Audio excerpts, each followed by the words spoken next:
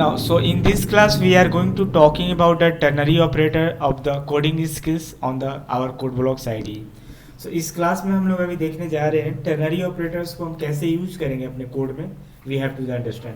तो हमने अभी आपको बताया था पिछले क्लास में कि टर्नरी ऑपरेटर का हम यूज सब हमको दो डेटा को कंपेयर करना हो तो वहाँ पर हम यूज करते हैं. ठीक है, तो मान लेते हैं हम दो डेटा यहाँ पर कंपेयर कर रहे हैं. एक हम लेते हैं इंटीजर टाइप का डेटा हम यूज कर रहे हैं, और क्योंकि ध्यान रखिएगा कि टर्नरी ऑपरेटर जब भी कंडीशन ट्रू होगा तो 0 और 1 रिटर्न करता है. 0 1 इंटीजर वैल्यू है, इसीलिए हम डेटा टाइप इंटीजर ले रहे हैं. ठीक है, so we have to discuss about this point है.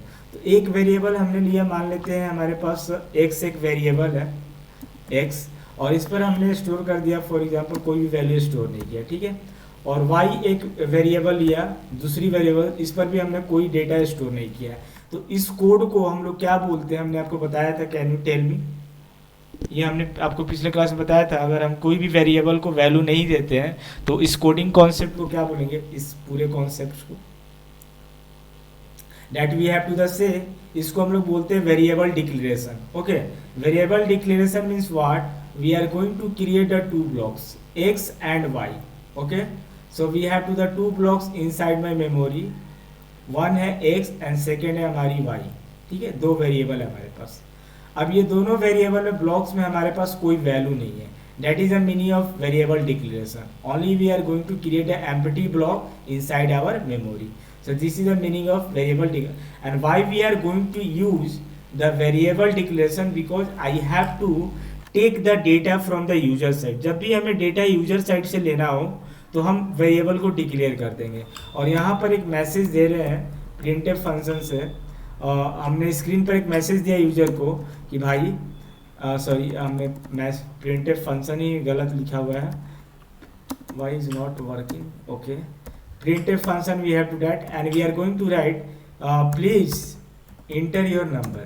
Okay, I am going to talking about please enter your number. Yes, तो हमने बोला यूजर से कि आप अपना नंबर्स प्रेस करो, तो user will be understand easiest way on the screen कि उसको करना क्या है. ठीक है, जो हमें ये पता है कि सी प्रोग्रामिंग में जब भी हमें डेटा को रीड करना होगा मेमोरी से तो हम स्कैनफ फंक्शन को यूज़ करते हैं. स्कैनफ फंक्शन हम यूज़ कर रहे हैं, और यहाँ पर हम मॉडुलस डी दे रहे हैं. That is for the integer. First हमने दिया x के लिए और दूसरा हमने दिया y के लिए. ठीक है, स्पेस देकर, तो हमने दिया modulus d, this is for the y. Okay, तो one for the x and one for the y, this is the format specifier. Okay, so we have to understand to this concept. And address of x, तो address of x दे रहे हैं, और now we are going to also talking about address of y. Okay, so हम लोग ये two variables हम लोग यूज कर रहे हैं. ठीक है, नाउ हमने डेटा को रीड कर लिया इसके एड्रेस से, x के एड्रेस से रीड किया और y के एड्रेस से डेटा को रीड किया हुआ है. ठीक है, now we are going to talking about if condition. Right, so if में हम लोग यूज कर रहे हैं, और इफ कंडीशन के अंदर तो हम यहाँ पर इफ कंडीशन यूज करने नहीं जा रहे हैं, हम यहाँ पर यूज कर रहे हैं टर्नरी ऑपरेटर. तो हम यहाँ पर क्या करेंगे, पैरेंथेसिस को ओपन करेंगे और कंडीशन देंगे x greater than y.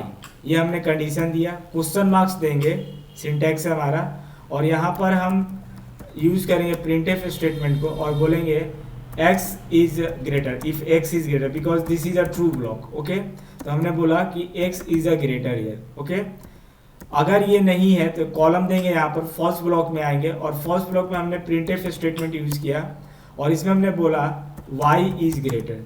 Okay, so we are going to talking about y is greater here, and finally हमने स्टेटमेंट को टर्मिनेट कर दिया. तो देखो हमने यहाँ पर टू वेरिएबल्स को डिक्लेयर किया हुआ है, मैसेज दिया स्क्रीन पर यूजर्स को प्लीज एंटर योर नंबर्स.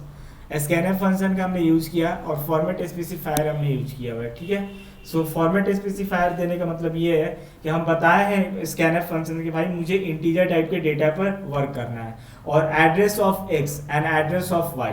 ठीक है, हमने डेटा को रीड किया ब्लॉक x के एड्रेस से और y के एड्रेस से. Now we are going to give the year our ternary operator to this part here.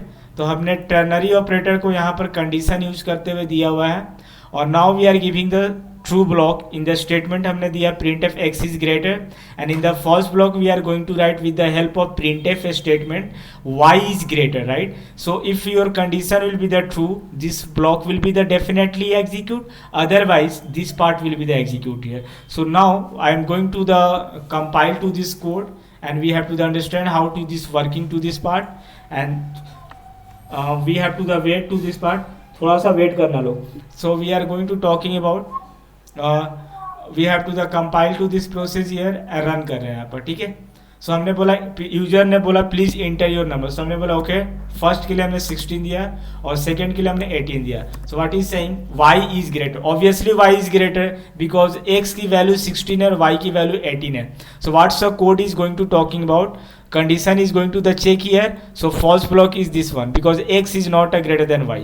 Clear है, x 16 थी और y 18 थी, तो हमारी प्रिंट y की वैल्यू हमारी जो है ये प्रिंट कर गई है. लेकिन अगर इसी कोड में अगर हमने x और वैल्यू को एक्सचेंज कर दिया होता है, ठीक है. Now we are going to run to this code, और x की वैल्यू हमने दिया 22 और y की वैल्यू दिया मान लीजिए 45. Sorry, I am going to change this code here. I am giving the x की value 45, now x y value is 67. So now it's checking that, and I'm going to tell to the compiler, please tell me which value is greater. It will be say y is, of course here is the greater. Now once again I am going to change the value of the x and y, and finally I am going to build to this code, run to this code, and now I am giving the here 67 is the x value, y value is giving the 24. Now what is saying x is greater. You can see this code here, right? X is greater here. So in that way your condition operator will be the work. I hope everybody is getting to this point. Thank you to watching to this section. Okay, आपको यहाँ तक समझ में आ गई बात? Clear है यहाँ तक? क्लियर है? So now write to this process and you have to the tell me. Okay, just write to this.